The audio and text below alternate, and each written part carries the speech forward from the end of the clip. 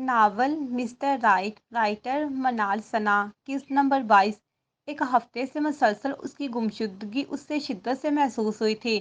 گھر تو وہ جا نہیں سکتی تھی، پھر آخر یونی کیوں نہیں آئی؟ روز نئے خیالات پر دماغ لگاتا عاصم آج بے حد پریشانی کے عالم میں بالآخر ہاسٹل ہی آن دمکا تھا۔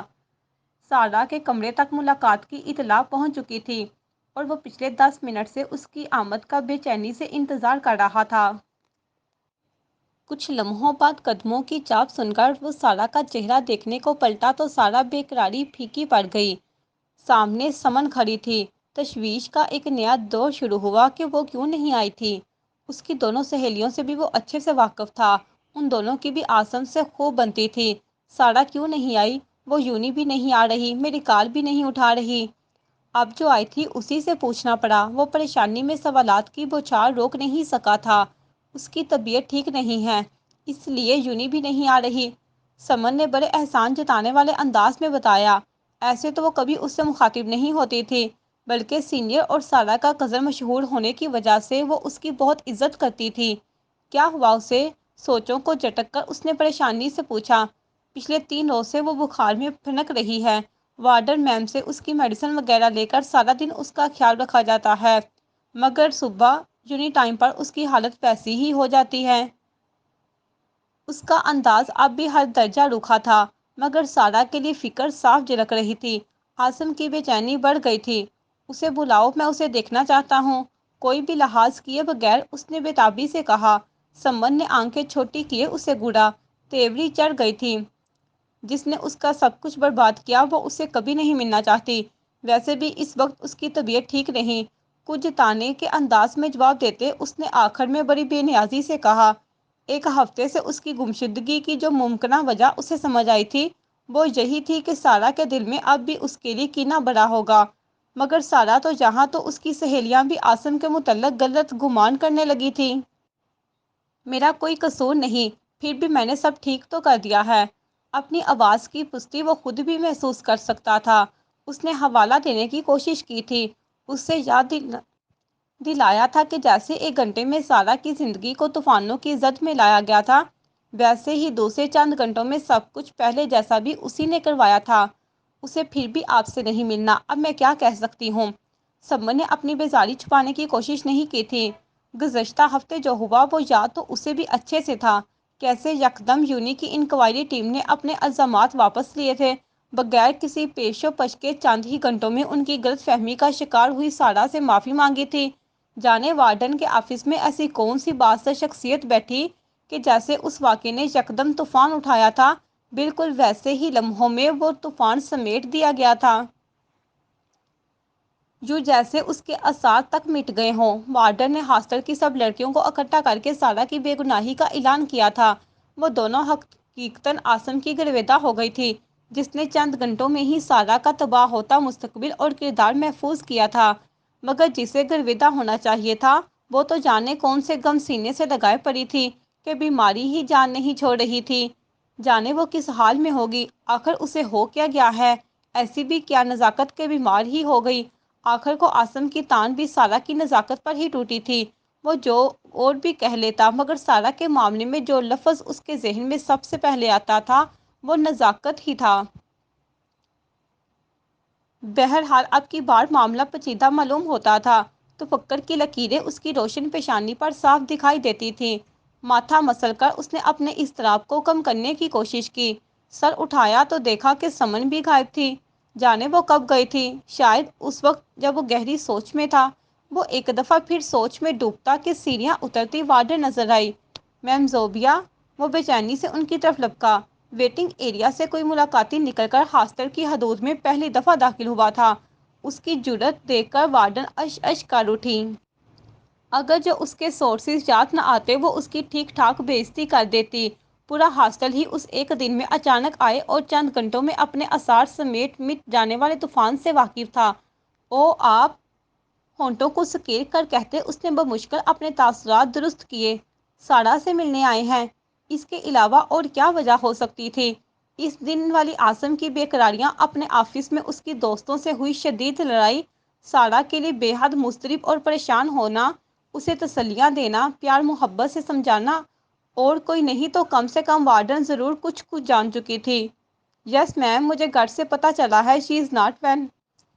اس نے بڑی تیزی سے جھوٹ گڑھ لیا تھا۔ جی بیمار ہے، آئی تھنک کہ اس نے اپنے ساتھ ہوئی ٹریجڈی کا بہت سٹریس لے لیا ہے۔ اب کے وارڈن کے لہجے میں بھی تشویش کا عنصر شامل تھا۔ اسے سارا اور اس کے گھر والے بہت سادہ اور اچھے لگتے تھے۔ وہ الگ بات تھی کہ وارڈن کی گڈ بکس میں پہلے وہ بھی شامل ہوا کرتا تھا، مگر اب ہرگز نہیں۔ یس میم، اس کی مدر سے بات ہوئی ہے میری، انہوں نے کہا کہ اس ویکینڈ لیو پر ہاسٹل سے لے آؤں۔ گھر جانے سے اور اپنی فیملی کو ملنے سے وہ اچھا فیل کرے گی۔ اس کے تیز دماغ نے بڑی تیزی سے پروسیس کی۔ دماغ میں چلتے جھوٹ کا تسلسل بھی اس کی زبان سے زیادہ تیز نہیں تھا۔ وارڈن نے منہ میں سکیڑ کر اس کے چہرے پر بڑی تیکھی نظر ڈالی۔ ارادہ اس کی سوچ پڑنے کا تھا، شاید وہ اسے خود لینے آیا ہو۔ وہ زیادہ دیر اپنے خیال کو برقرار نہیں رکھ سکی تھی کہ عاصم کے چہرے پر جھوٹ، فریب یا دھوکے کا ایک حرف تک نظر نہیں آیا تھا۔ جی ضرور، آپ لے جا سکتے ہیں۔ بھیجنے سے انکار تو وہ کبھی کر نہیں سکتی تھی کہ سارا کے گھر والوں نے عاصم کو اس کا گارجین ہی درج کروایا تھا، پر اگر ایسا نہ ہوتا تو اس دن کے واقعے کے بعد کم سے کم وہ عاصم سے ہرگز بحث نہیں کرنے والی تھی۔ بھلے وہ محض جونی کا ایک طالب علم تھا، مگر وہ اس کے کافی روب میں آ چکی تھی کہ طالب علم کے اثر و رسوخ نے اسے ٹھیک ٹھاک جھٹکا لگایا تھا۔ اس نے جرجری لی، عاصم کو اپنے ساتھ آنے کا کہتے وہ اپنے آفس کی طرف چلی گئی تھی۔ ایک رجسٹر نکال کر اس کے سامنے رکھا۔ اپنے نیم والے گارڈین باکس میں سگنیچر کر دیں اور بالکل فریش کنٹیکٹ نمبر بھی لکھ دیں۔ عاصم نے اس کی ہدایت پر سر ہلایا۔ میں بلاتی ہوں اسے۔ کام مکمل ہوتے ہوئے اس نے عاصم کو کہا اور چلی گئی۔ کچھ لمحوں بعد ہی سارا چلی آئی، پریشان، گھبرائی ہوئی اور بے حد کمزور سارا۔ عاصم نے تشویش سے اسے دیکھا، جس کی آنکھوں کے گرد سیاہ حلقے پڑ چکے تھے، چہرہ زردی مائل اور مرجھایا ہوا تھا۔ آپ نے جھوٹ بولا کہ امی نے گھر بلایا ہے مجھے۔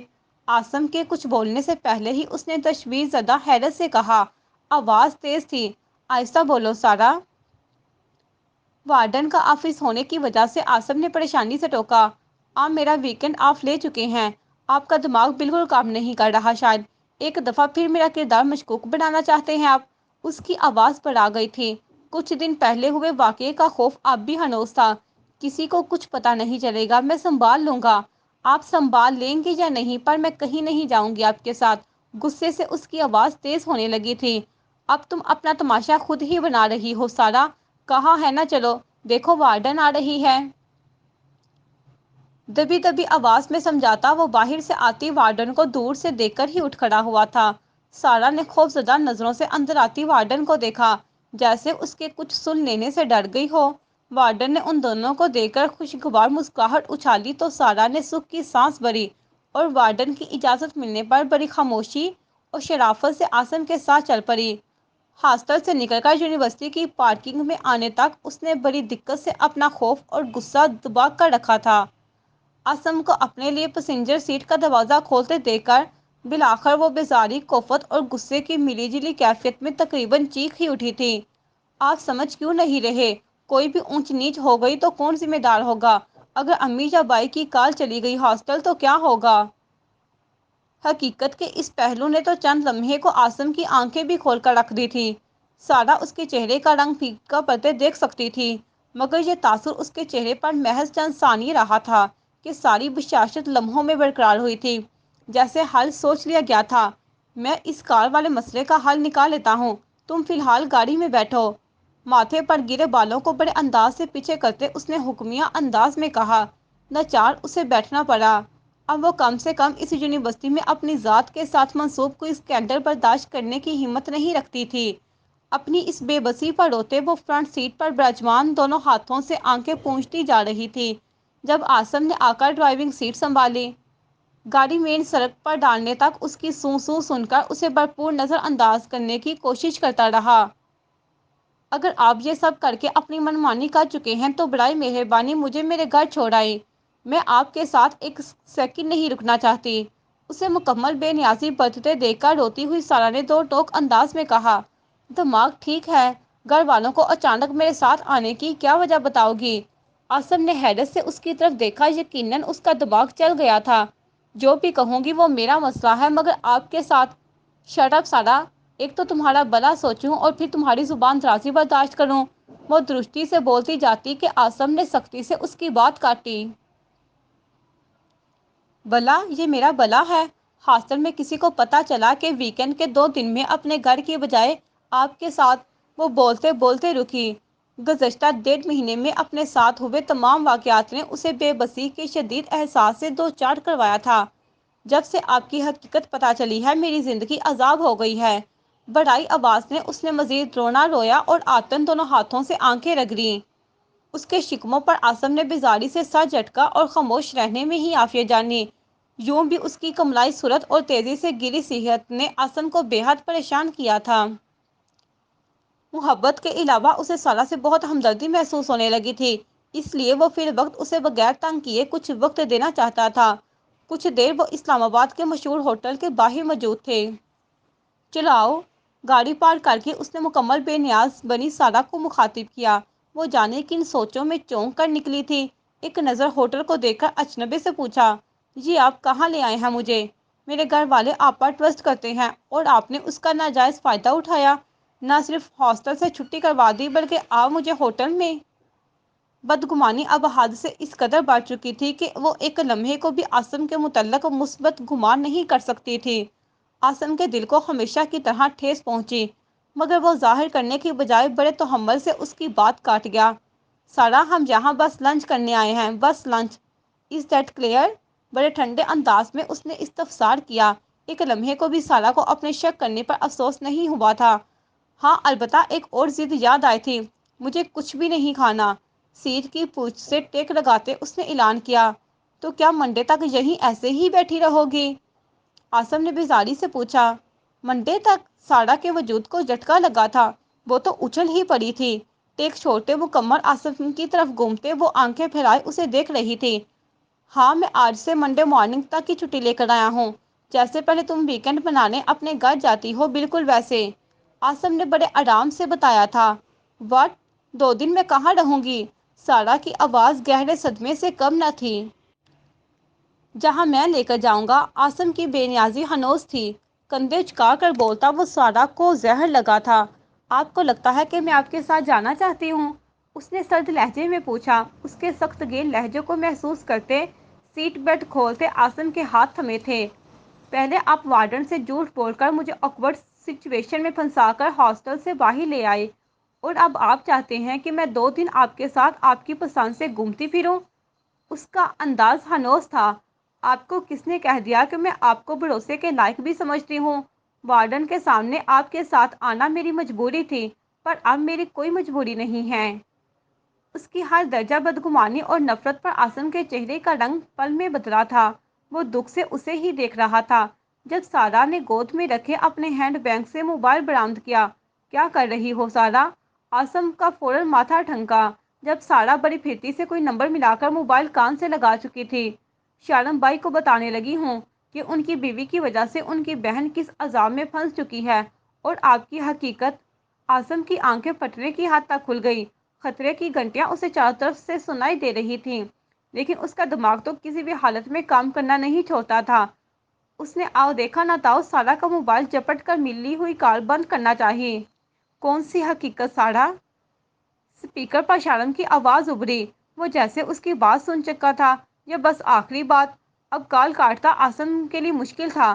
السلام علیکم شارم بائی، اس نے فوری طور پر سلام جاڑا۔ آسم تم؟ سارہ کا فون تمہارے پاس کیا کر رہا ہے؟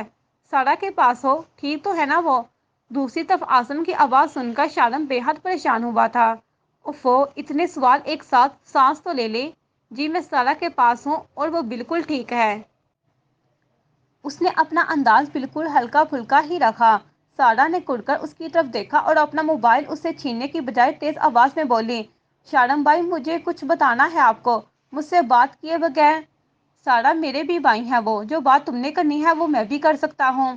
وہ یوں آرام سے سارہ کی بات اچک گیا تھا کہ بس لا کر رہ گئی۔ اس سے پہلے کہ وہ مزید کوئی کارروائی کرتی آسم سرعت سے گاڑی سے نکل گیا۔ کیا بات ہے تم دونوں پریشان کر رہے ہو؟ گاڑی لا کرتے اس نے شارم کی تشویش زدہ آواز سنی تو ایک لمحے کو گڑبڑا گیا۔ بہت بڑی جرات کر بیٹھا تو، مگر اب سنبھالنا بھی اسے ہی تھا۔ ارے پریشانی کی کوئی بات نہیں، اصل میں نے سارا کی ہاسٹل سے چھٹی کروائی ہے ویکینڈ کے لیے۔ وہ خود کو جتنا نارمل ظاہر کر سکتا تھا اس سے کہیں زیادہ ہی کر رہا تھا۔ مگر کیوں؟ کیا وہ گھر آنا چاہ رہی ہے؟ اس خبر پر شارن پہلے سے بھی زیادہ پریشان لگا تھا۔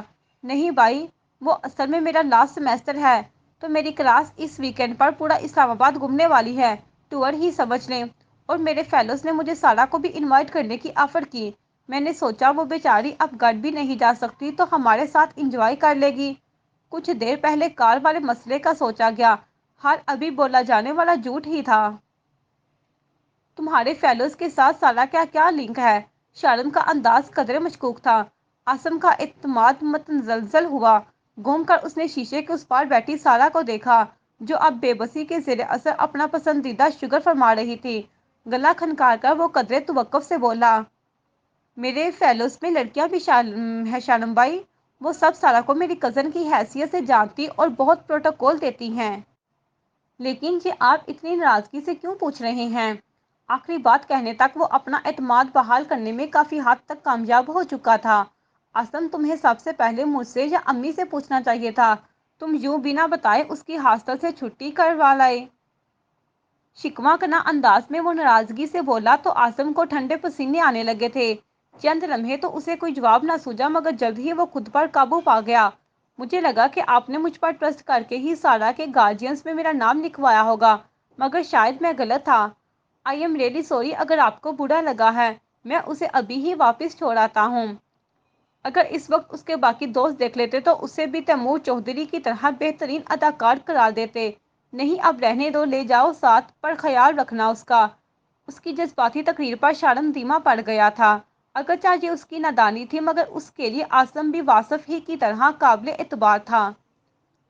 ابھی امی کو بھی سمجھانا پڑے گا کیونکہ آج کل کی تو لڑکیوں کا بھی کوئی بھروسہ نہیں۔ سکون کی سانس بھرتے عاصم نے اس کی تشویش زدہ آواز سنی تو اپنے کیے پر افسوس بھی ہوا اور شارن کی پریشانی سے پریشانی ہوئی۔ اگر میں اسے اپنے ساتھ لے جا رہا ہوں تو یقین رکھیں کہ وہ سب اچھے لوگ ہیں، باقی میں بہت خیال رکھوں گا اس کا۔ آپ آنٹی کو بھی کہہ دیں کہ سارا کی طرف سے بالکل پریشان نہ ہو، اس نے بڑے خلوص اور ذمہ داری سے کہا۔ وہ دنستہ کبھی سارا کا برا نہیں چاہ سکتا تھا۔ ٹھیک ہے پر اکیلے مت چھوڑنا اسے، مجھے فکر رہے گی اس کی۔ شارن کی مزید ایک دو ہدایت سن کر اس کی بھرپور تسلی کروا کے اس نے کال کاٹی۔ آپ کرو جسے بھی کال کرنی ہے۔ تمہارے فیلوز کے ساتھ سارا کا کیا لنک ہے؟ سارا کی طرف سے گاڑی کا دروازہ کھول کر اس نے بڑے ہلکے پھلکے انداز میں کہا اور اس کا موبائل ڈیش بورڈ میں رکھ کر بالکل اس کی آنکھوں کے سامنے لا کیا اور اسے شارن کو بتائی کہانی ایک سانس میں بڑے مزے سے سنائی۔ آپ آخر چاہتے کیا ہیں؟ ایک ہی دفعہ مجھے مار کیوں نہیں دیتے؟ وہ بے بسی اور غصے کی انتہا پر درستی سے بولی۔ جب مارنے کی ضرورت محسوس ہوئی تو یہ بھی کر گزروں گا، فی الحال نیچے اترو، بھوک لگی ہے مجھے۔ اس کے غصے کی پرواہ کیے بغیر وہ عام سے انداز میں بولا اور اب کی بار بھی اس کے رٹائی سے اپنی جگہ پر جمے رہنے پر اس نے خود اسے کھینچ کر باہر نکالا۔ سارا نے مزاحمت اور مزید بحث بیکار جانی کیونکہ وہ ایک بات اچھے سے جان چکی تھی کہ اب وہ 3 دن صرف عاصم کے رحم و کرم پر تھی۔ یونی کیوں نہیں جا رہی؟ ہوٹل کے خوشگوار ماحول میں بھی وہ دونوں کے بیچ تناؤ موجود تھا۔ سارا کے لیے آئے کھانے کو اس نے ہاتھ بھی نہیں لگایا تھا، نہ ہی عاصم کی جانب سے اصرار کیا گیا تھا۔ تناؤ کے باوجود بھی عاصم نے بڑے ریلیکس انداز میں کھانا کھاتے ہوئے سوال کیا۔ سارا نے ترک کر شکوہ نظر اس پر ڈالی۔ وہ واقعی انجان تھا یا انجان بننے کی کوشش کر رہا تھا؟ سب مجھے یوں دیکھتے ہیں جیسے میں نے نہ جانے۔ وہ بولتے بولتے رکی تھی، کتنے ہی آنسو اس کی بمشکل خوش ہوتی آنکھوں سے بڑی خاموشی سے بہہ نکلے تھے۔ ایک عزت دار اور بے گناہ لڑکی اپنے متعلق اچانک ہی اتنی بری باتیں اور الزامات سن لے تو وہ یقیناً سارا جیسا ہی محسوس کرے گی۔ عاصم کا ہاتھ بے ساختہ کھانے سے رک گیا تھا۔ اس نے بڑی مشکل سے سر اٹھا کر اس کا چہرہ دیکھنا چاہا۔ رو رو کر متورم ہو چکا اس کا چہرہ اب بھی زمانے بھر کے سترایا اور کملایا ہوا لگ رہا تھا۔ وہ نظر بڑھ کر دیکھ نہ سکا تو نظریں چرا گیا۔ میرا دل نہیں کرتا، میں ان نظروں سے پاگل ہو رہی ہوں۔ ہاسٹل میں بھی اب اپنے روم سے نہیں نکلتی۔ دونوں ہاتھوں میں چہرہ چھپائے وہ پھوٹ پھوٹ کر رو دی۔ عاصم کے لیے یہ مشکل ترین صورتحال تھی۔ آج اس کے رونے پر بیزاری محسوس نہیں ہو رہی تھی بلکہ اس کا دل پسیج رہا تھا۔ سارا بھی اس دن کے بعد سے آج اب کسی کو اپنا حال دل سنا رہی تھی۔ سمر اور عریشہ نے تو اس سب کے بعد اس کی دل آزاری کا سوچتے اس سے ہمدردی تک کرنے کی کوشش نہیں کی تھی۔ آج خیر خواہ ملا تھا شاید۔ ہمیشہ اسے بدخواہ سمجھنے والی جانے کیوں آج اس کے سامنے اپنا دل کھول بیٹھی تھی۔ سارا سب ٹھیک ہے، سب کلیئر ہو چکا ہے اب۔ میز پر دلے اس کے ہاتھ پر اپنا ہاتھ رکھتے اس نے نرمی اور محبت سے کہا۔ سارا کو یوں دیکھنا اس کے لیے بالکل آسان نہیں تھا۔ کہنے والوں کے لیے آسان ہے، ان کا کیا جاتا ہے بھلا، نقصان تو میرا ہو گیا۔ تلخی سے کہتے اس نے اس کا ہاتھ جھٹکا۔ عاصم کو بے حد رنج پہنچ رہا تھا، نہ صرف اس کی بے رخی پر بلکہ اس کی تکلیف پر بھی، جبکہ وہ ہاتھ کی پوچھ سے بھیگتے رخسار خشک کرتی ایک عزم سے بولی، میں اس ہاسٹل میں مزید سروائیو نہیں کر سکتی، کبھی بھی نہیں۔ میں نے فیصلہ کر لیا ہے، میں چھوڑ دوں گی یہ ہاسٹل، یہ یونی بھی، بلکہ میں پڑھائی ہی چھوڑ دوں گی۔ اس کا فیصلہ کس حد تک مضبوط اور کمزور تھا، اس کا اندازہ وہ اس کے چہرے سے اچھے سے کر سکتا تھا۔ کتنے ہی لمحے اس سے خاموشی سے اس کو دیکھتے رہنے کے بعد اس نے اپنے ازلی بدلحاظ لہجے میں کہا، اس سے زیادہ بے وقوفانہ فیصلہ اور کیا ہوگا؟ آپ اپنی ہر بات سے، ہر عمل سے میرے سامنے یہ ثابت کرتے ہیں کہ آپ کو کسی کی کوئی پرواہ نہیں، بلکہ آپ انتہائی خود غرض اور برے انسان ہیں۔ سارا جو اس سے ہمدردی کا گمان کر رہی تھی، اس کا جواب سن کر کرلا کر رہ گئی۔ یہ جو آپ میرے ساتھ کر رہے ہیں یہ سب، آنسو پیتی گٹی گٹی آواز میں اس کا اشارہ عاصم کی بلا وجہ کی ہٹ درمی پر تھا، جو کچھ دنوں سے زیادہ ہی بڑھی ہوئی تھی۔ یہ سب کر کے آپ کو لگتا ہے مجھے یقین آ جائے گا آپ کی سوکال محبت کا؟ آپ نے اپنے آوارہ دوستوں کے ساتھ مل کر مجھے اتنی اذیت دی ہے کہ آپ تصور بھی نہیں کر سکتے۔ اس تھپڑ کا بدلہ لیا ہے نا مجھ سے، اس سب کے بعد بھی آپ کا بدلہ پورا نہیں ہوا، تو آج آپ نے میرے لیے نیا عذاب خراب کر دیا۔ بہت ہیرو سمجھتے ہیں خود کو۔ اس کا راز ذرا سی بات کو بڑھانا عاصم کو یوں بھی سخت کوفت میں مبتلا کرتا تھا، اور اب تو وہ سب جانتے بوجھتے ہوئے بھی اس پر الزامات کی حد کر رہی تھی۔ وہ نفی میں سر ہلا کر رہ گیا۔ آپ کا چہرہ دیکھنے کو بھی دل نہیں کرتا میرا، میں آپ کو اس قابل بھی نہیں سمجھتی کہ آپ کے ساتھ 2 گھڑیاں گزار سکوں، وہ نخوت سے بولی۔ غصہ ضبط کرتا عاصم بس دانت پر دانت جمائے بیٹھا رہا۔ وہ اب سامنے رکھی کھانے سے بڑی پلیٹوں کو دونوں ہاتھوں سے پرے دھکیل رہی تھی۔ عاصم کے اشارے پر ویٹر آ کر سب سامان سمیٹنے لگا اور سارا درستی سے عاصم کی طرف سے رخ موڑ گئی۔ یہ بدتمیزی، زبان درازی اور الزام تراشی نے اسے کمال ضبط سے برداشت کی اور موبائل پر اپنے دوست کا نمبر ملانے لگا۔ یار بنٹی کہاں ہے تو؟ ہاں لا رہا ہوں میں سارا کو۔ اس کی یک طرفہ گفتگو میں اپنا ذکر سن کر سارا کے کان فوراً کھڑے ہوئے۔ وہ اپنے دوست سے اس کے متعلق بات کیوں کر رہا تھا؟ نہیں، بالکل نہیں۔ مزید اگر یہ میرے سامنے رہی تو میرے عطاف سے بچ نہیں پائے گی، اور میں چاہتا ہوں کم سے کم آج یہ مجھ سے بچ کے رہے۔ دانت پیستے وہ یقیناً سارا کے بارے میں ہی بات کر رہا تھا۔ یہ وہ لہجہ ہرگز نہیں تھا جس میں وہ اس سے آج کے دن مخاطب ہوا تھا۔ سارا کے ماتھے پر تفکر کی لکیریں تھیں۔ اسے خاموشی سے اٹھتے دیکھ کر اسے مزید تشویش ہوئی، اور پھر وہ اسے ساتھ آنے کا اشارہ کرتے تیزی سے نکل گیا۔ سارا بھی بڑی پھرتی سے اس کے پیچھے لپکی کہ اب اس کے علاوہ پورے اسلام آباد میں اس کا کوئی ٹھکانہ نہیں رہا تھا۔ کچھ فاصلے پر بیٹھے 2 لوگوں کی پرتپش نظروں کا ارتکاز وہ دونوں محسوس کیے بغیر ہاسٹل سے باہر نکل گئے، جب ان 2 وجودوں کے چہروں پر بڑی کمینی اور معنی خیز مسکراہٹ در آئی تھی۔ 20 سے 25 منٹ کی ڈرائیو کے دوران دونوں کے بیچ بالکل بھی بات نہیں ہوئی تھی۔ سارا خاموشی سے باہر گزرتے راستوں کو دیکھتی اور آنے والے وقت کے بارے میں سوچتی رہی تھی۔ ایک رہائشی علاقے میں گاڑی رکنے پر وہ عاصم کی طرف متوجہ ہوئی۔ وہ دھیان دیے بغیر موبائل کان سے لگائے بیٹھا تھا۔ ہاں یار بنٹی، میں لے آیا ہوں اسے، آ کر لے جا۔ نہیں، آج میں اندر نہیں آ رہا۔ اس کی مختصر سی بات پر سارا کا رنگ پھیکا پڑنے لگا تھا۔ وہ اپنے کسی دوست کو اسے لے جانے کا کیوں کہہ رہا تھا؟ اترو سارا۔ عاصم کی تیز آواز پر چونک کر خوفزدہ سوچوں سے باہر نکلی۔ یہ کس کا گھر ہے؟ میں نہیں جاؤں گی کسی کے بھی گھر، اور آپ کے آوارہ دوستوں میں سے کسی کے گھر جانے کا تو سوال ہی پیدا نہیں ہوتا۔ ہمیشہ کی طرح وہ بڑک اٹھی تھی۔ یہ تو طے تھا کہ جہاں عاصم کے دوستوں کی بات آئے گی وہاں سارا یوں ہی غصے سے بڑکا کرے گی۔ میرا دماغ خراب کرنے کی ضرورت نہیں ہے سارا، پہلے ہی میں تمہاری بہت بکواس سن چکا ہوں، اب اترو جلدی۔ اس کی کچھ دیر پہلے والی بدتمیزی بھی عاصم نے بمشکل ہضم کی تھی، اب مزید ہضم کرنا مشکل تھا۔ مجھے ایسے انسان انجان لوگوں کے گھروں میں ذلیل کرنا تھا تو لائے ہی کیوں تھے؟ اس کا خوف عاصم اچھے سے سمجھ سکتا تھا، مگر اس کا خوف بلا وجہ تھا۔ وہ اس پر رتی برابر بھی بھروسہ نہیں کرتی تھی۔ سارا کی بے اعتباری پر اس کا بگڑا ہوا موڈ مزید بگڑنے لگا۔ تو تم کیا چاہ رہی تھی؟ تمہیں لے کر ہوٹل میں رہتا؟ اس نے تپانے والے انداز میں کہا۔ سارا نے ٹھٹک کر اس کی طرف دیکھا۔ ویسے کہتی ہو تو اسی ہاسٹل واپس لے چلتا ہوں۔ اس کی زرد ہوتی رنگت دیکھ کر اس نے مزید تپایا۔ شٹ اپ، اپنی حد میں رہیں آپ۔ وہ جو حیران سی اسے دیکھ رہی تھی، اس کی دوسری بات پر بے ساختہ اس کا ہاتھ بھی گھما۔ اسے پہلے کہ اس کا تھپڑ عاصم کے گال پر اپنی چھاپ چھوڑتا، عاصم نے سرعت سے اس کا ہاتھ روک لیا۔ ہر دفعہ نہیں سارا، جھٹکے سے اسے قریب کرتے اس کے چہرے پر چٹانوں سی سختی دھڑ آئی۔ اسے سارا سے ایک دفعہ پھر اتنی بڑی جرأت کی امید نہیں تھی۔ اس دن اگر تمہیں ہاتھ اٹھانے پر رائے دے دی تھی تو اس کی وجہ گراؤنڈ میں کھڑے میرے دوست تھے۔ آئندہ ایسی رائت نہیں ملے گی، اور ایسی تنہائی میں تو رائت کا سوال ہی پیدا نہیں ہوتا۔ اس کے سنگین لہجے میں کہا تو سارا کی آنکھیں پھیل گئیں۔ عاصم کی سیاہ کن آنکھوں میں جانے کیسی وارننگ تھی کہ وہ بے ساختہ نظر جھکا گئی۔ سو آئندہ احتیاط کرنا، ٹھنڈے لہجے میں کہتے اس نے بڑی نرمی سے نہ صرف سارا کا ہاتھ چھوڑا بلکہ اس کے دائیں گال کو بھی تھپ تھپایا اور باہر نکل گیا۔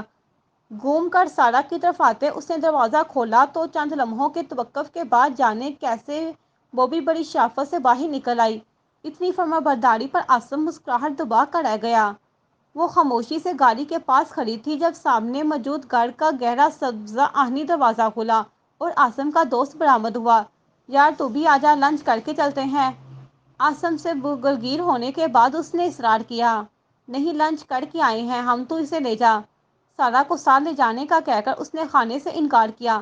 آئیں نا پلیز۔ چہرے پر خیر مقدمی مسکراہٹ سجائے اس نے بڑی نرمی سے سارا کو مخاطب کیا۔ جواباً وہ بے بسی سے عاصم کے چہرے کی طرف دیکھنے لگی۔ مجھے واپس لے جائیں پلیز، مجھے کسی کے ساتھ نہیں جانا۔ ڈرنے کی کوئی بات نہیں ہے، میرے گھر میں تو کوئی مرد بھی نہیں۔ وہ خود اتنا لمبا چوڑا مرد ہونے کے باوجود سارا کو کسی مرد کے نہ ہونے کی اطلاع دے رہا تھا، بڑی نرمی اور حلاوت سے۔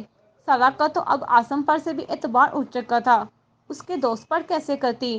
وہ ہونٹ لٹکائے تیزی سے بھیگتی آنکھوں سے عاصم کی طرف دیکھنے لگی۔ سارا یار جاؤ، تمہیں ریلیکس کرنے کے لیے میں نے ہاسٹل سے سٹریس ماحول سے نکال کر لایا ہوں، مگر تم پوری کوشش کر کے میری ہمدردی کو میرے ہی گلے ڈال رہی ہو۔ وہ جھنجھلا گیا تھا، کیسے اسے اپنے مخلص ہونے کا یقین دلاتا۔ میں نے کہا تھا آپ کو مجھے لینے آئیں، میری زندگی عذاب بنا دی ہے۔ اپنے مسلسل اصرار کے بعد بھی اس کے نہ ماننے پر وہ تیز آواز سے بولی۔ اس کی ہر درمی کی وجہ سے مزید اصرار کرنے کی بجائے احتجاجاً تیزی سے اس گہرے سبز رنگ کے دروازے والے گھر کی طرف چل دی۔ بھابھی پلیز روئے تو نہیں؟ عاصم کے اشارے پر وہ اس کے پیچھے چلا آیا تھا۔ دروازے سے اندر داخل ہوتے اس نے اس کی آواز سنی تو ٹھٹک کر رکی۔ وہ جو اس کے پیچھے چلا رہا تھا اس کے پیروں کو بھی بریک لگا۔ خبردار جو مجھے دوبارہ بھابھی کہا، یہ بیگ مار دوں گی سر میں، پھاڑ کھانے والے انداز میں کہتے اس نے اپنا بیگ بھی ہوا میں لہرایا۔ وہ بیچارہ تو جرجری لے کر رہ گیا۔ لاؤنج میں داخل ہونے سے پہلے سارا نے کسی امید پر مڑ کر کھلے دروازے سے باہر دیکھا۔ گاڑی کے ساتھ ٹیک لگائے کھڑا وہ بے نیازی سے ہونٹوں میں دبی سگریٹ سلگا رہا تھا۔ سر جھٹکتے اس نے لاؤنج میں قدم رکھا تو بالکل سامنے رکھے پلنگ پر سلائی مشین پر جھکی لڑکی کو دیکھ کر کتنی دیر سے بے چین ہوتے دل کو انجانا سا قرار آیا۔ آہٹ پر اس لڑکی نے چونک کر سر اٹھایا اور لپک کر اس کی طرف بڑھی۔ تم آ گئے، میں انتظار کر رہی تھی تمہارا۔ اور وہ سارا سے مخاطب نہیں تھی۔ میشی، سارا نے عاصم کے دوست کو اس لڑکی کو بھرپور نظر انداز کرتے دیکھا۔ وہ تیز آواز میں یقیناً کسی اور نام کو پکار رہا تھا۔ یہ کون ہے؟ سارا کو دیکھتی ریجا نے اس کے سامنے آ کر سوال کیا۔ میشی، اس نے ایک دفعہ پھر ریجا کو نظر انداز کر کے دوسری پکار لگائی۔ گھر پہ نہیں ہے میشی، سارا نے گہری تھکی ہوئی سانس خارج کر کے اس لڑکی کو بولتے سنا۔ کہاں گئی ہے وہ جو پچھلے کچھ وقت میں اسے پوری طرح نظر انداز کیے ہوئے تھا؟ الرٹ ہو کر متوجہ ہوا۔ کہاں بھیجا ہے تم نے؟ سارا کو قطعی فراموش کیے وہ ریجا کا بازو کھینچتے گرایا۔ بلاج، یہ کیا کر رہے ہو؟ کسی غیر کے سامنے بلاج کے ایسے جارحانہ انداز پر وہ خفت زدہ تھی۔ میں پوچھ رہا ہوں کہاں ہے میری بہن؟ وہ پہلے سے بھی زیادہ تیز چلایا تھا۔ سارا سہم کر دور ہوئی۔ عجیب منظر دیکھنے کو ملا تھا۔ اپنی دوست کے گھر گئی ہے، آنے والی ہوگی۔ ریجا کی آواز خاصی پست اور کمزور تھی۔ कौन सी दोस्त? तुमने मेरी इजाज़त के बगैर जाने कैसे दिया उसे?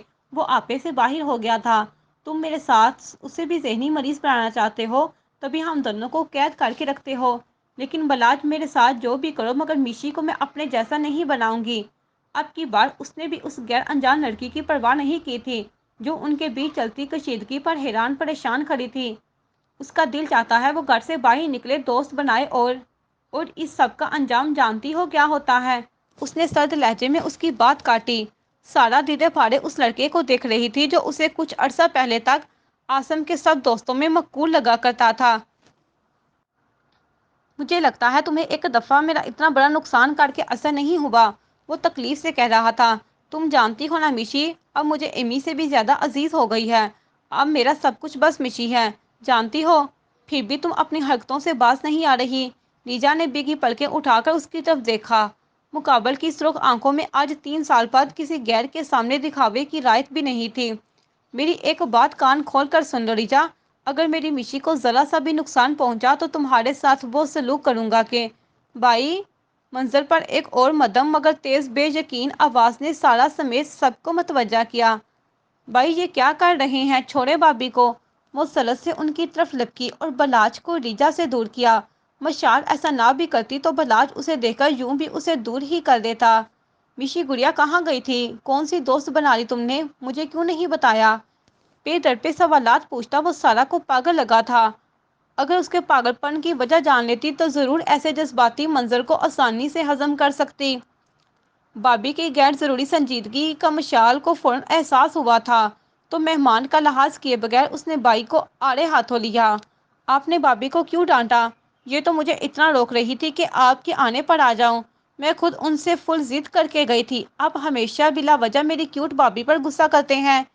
ये कहते हुए वो ज़बरदस्ती रिजा के कंधे से लगी थी। बलाज के बुरे रवैये और मशाल के जिद करके जाने के बावजूद उसने बड़ी नरमी से मशाल के गिर्द हाथ फैलाया। बिला वजह गुस्सा नहीं करता मिशी, तुम्हारी भाभी बड़ी गैर जिम्मेदार है, कभी मेरी अमानतों का ख्याल नहीं रखती। उसने हमेशा की तरह आज भी रीजा की मोहब्बतों की परवाह किए बगैर ताना दे दिया था। बड़ी तेजी से उसकी आंखों में आंसू भर आए थे, जिन्हें छुपाने के लिए उसने सलत से आंखें रगड़ डाली। मशाल ने निगाहों ही निगाहों में बाई की सरजनिश करना चाही, मगर उसने परवाह किए बगैर पूछा, कहाँ गई थी? कौन सी दोस्त बना ली तुमने? बाद में बताऊंगी बाई, पहले बताएं ये कौन है?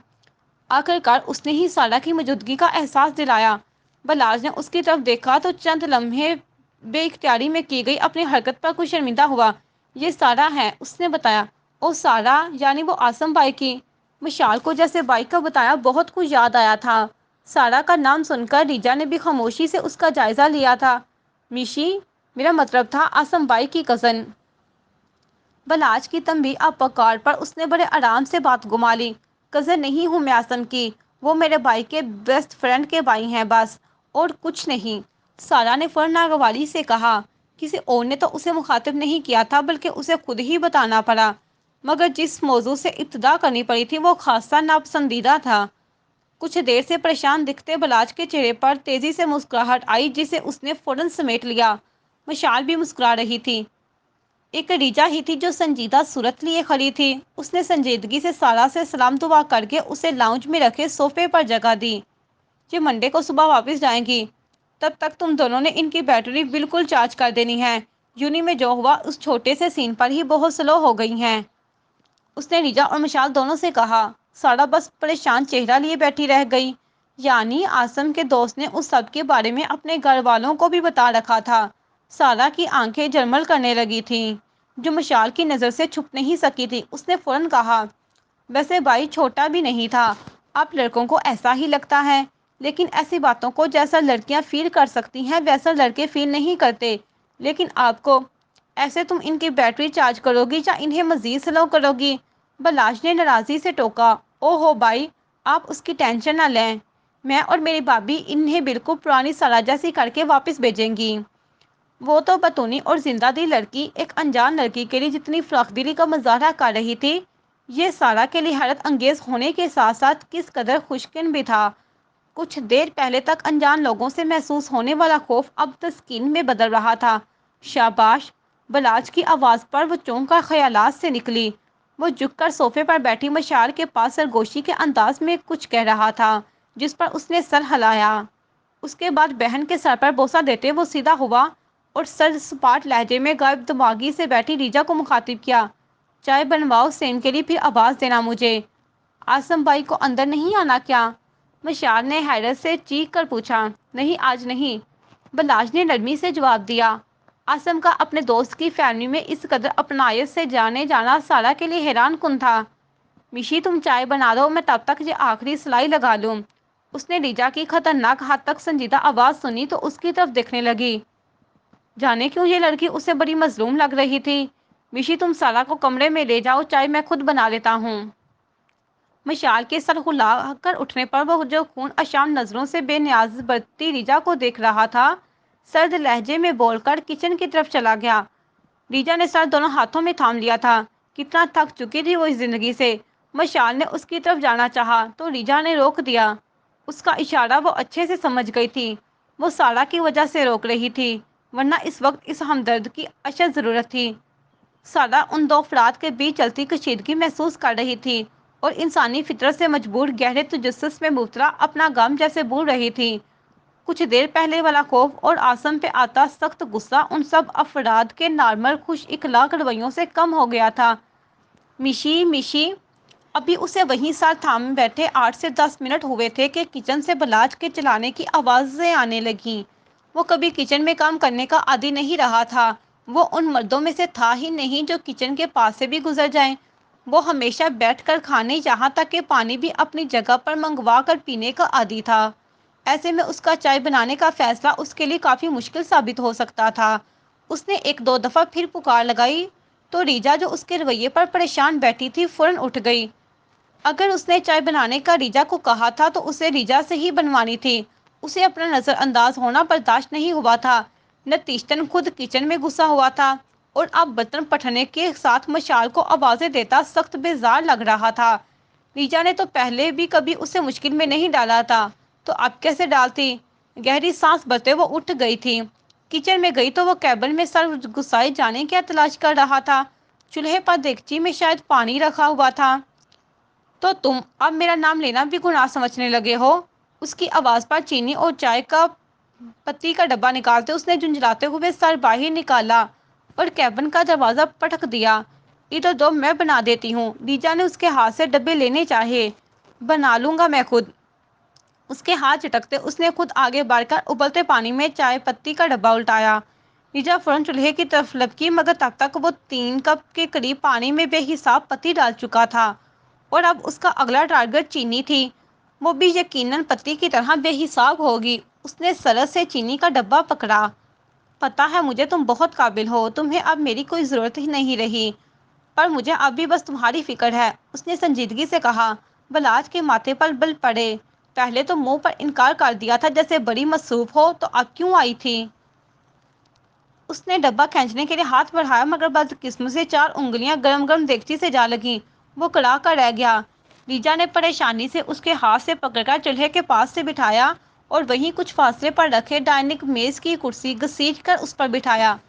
اب آرام سے یہیں بیٹھنا۔ پھر واپس جا کر اس نے پتی سے کالے سیاہ ہوتے پانی ڈال دیگچی ہٹائی اور چولہا بند کر کے آخری کے کیبن سے کوئی 2 برآمد کر لائی۔ اس 1-2 دفعہ کی مزاحمت کو نظر انداز کیے اس کے جلے ہاتھ کی پشت پر مرہم لگانے لگی۔ بلاج نے زبردستی اپنا ہاتھ کھینچ لینا چاہا مگر جلے ہاتھ پر اسے دوا سے ہوتی ٹھنڈک بڑا سکون پہنچا رہی تھی۔ 2-3 منٹ بعد اس نے خود ہی بلاج کا ہاتھ چھوڑ دیا اور جا کر ایک الگ برتن میں دوبارہ چائے چڑھائی۔ پھر فریج اور مختلف کیبن سے کھانے پینے کی چیزیں نکال کر پلیٹوں میں سجانے لگی۔ آخر میں اس نے آسم کے ہمیشہ پسند کیے جانے والے شامی کباب نکالے اور انہیں فرائی کرنے کی تیاری کرنے لگی۔ بلاج اس کی پھرتی اور نفاست دیکھتا رہ جاتا اگر آسم کی کال نہ آتی۔ اس کی کال دیکھ کر اسے یاد آیا کہ وہ اسے کب سے باہر چھوڑ کر آیا ہوا تھا۔ فوراً کال اٹھائی اور پھر بحث کے بعد اسے چائے پینے تک اندر آنے کے لیے منا سکا۔ اسے ڈرائنگ روم میں بٹھا کر وہ واپس آیا تو کباب تلنے میں مصروف ریجا نے کب سے ذہن کو کھٹکتا سوال پوچھ لیا، آسم زبردستی لایا ہے نا اس لڑکی کو یہاں؟ اور تمہیں یہ اطلاع کس نے دی؟ اس نے ہمیشہ کی طرح تیوری چڑھائی۔ اس کے چہرے پر لکھا تھا کہ وہ آئی نہیں بلکہ لائی گئی ہے۔ اس نے مڑ کر بلاج کی طرف دیکھتے جتایا، اچھا تم اپنے کام سے مطلب رکھو، دوسرے اپنے گھر اور معاملات خود دیکھ لیں گے، تم اپنا گھر اور اپنے معاملات دیکھو۔ بلاج کی بد لحاظی ہمیشہ کی طرح عروج پر تھی، اس کی آنکھیں بھیگ گئیں، وہ اب صرف دکھی ہوتی تھی، مگر کبھی کبھی دل بڑھ آتا تھا تو آنکھیں بھی بھیگ کر دل دکھ جانے کا ثبوت دیتی تھیں۔ بھیگی آنکھوں نے سامنے کا منظر دھندلا کر دیا، نتیجتاً گرم کڑاہی سے ہاتھ جلا بیٹھی۔ اس کی کراہ پر وہ فوراً الرٹ ہوا اور اس کی طرف بڑھا، اس کے جلے ہاتھ کو دیکھ کر بھی اپنے لہجے کی کڑواہٹ پر قابو نہ پاتے برس پڑا، انتی ہو کیا دیکھ کر کام نہیں کر سکتی؟ رونا دھونا ختم ہو تو کوئی کام ڈھنگ سے کرو نا۔ اس کی گیلی آنکھوں کو دیکھ کر اس نے آخری طنز کرنا بھی ضروری سمجھا۔